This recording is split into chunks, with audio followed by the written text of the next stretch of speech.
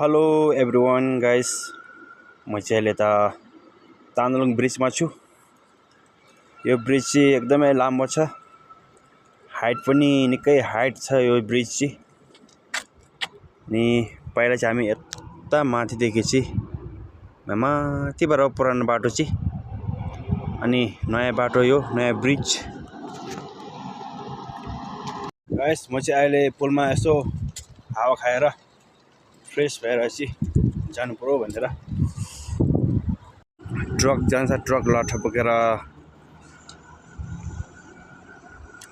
साथी हो, म चाहिँ अहिले यो तानलुङ ब्रिजको बिचमा बसिरहेको छु, हेर्न सक्नुहुन्छ। म चाहिँ तानलुङ ब्रिजको बिचमा छु। म तपाईलाई यो ब्रिजको हाइट चाहिँ कति जस्तो देखाउने छु ल साथी हो। तलको ठुलो खोला चाहिँ थिम्पू पारोको खोला हो। अनि हाइट हेर्नुहोस् तपाईहरु, यहाँ चाहिँ खोला, यो तानलुङ खोला चाहिँ सानो देखिरहेको छ। हाइट चाहिँ तपाईको निकै छ, 300 मिटर लगभग यति चाहिँ छ हाइट चाहिँ। पहिलाको पुरानो बाटो चाहिँ माथिबाट हो साथी हो, हेर्न सक्नुहुन्छ। खोला यति सङ्लो है। यो खोलाको माछा चाहिँ एकदमै मिठो छ है साथी हो, मैले चाहिँ खाएको छैन।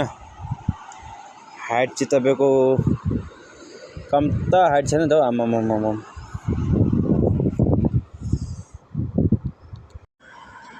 साथी हो, गाडी हिँडिरहेको छ है पुलमा।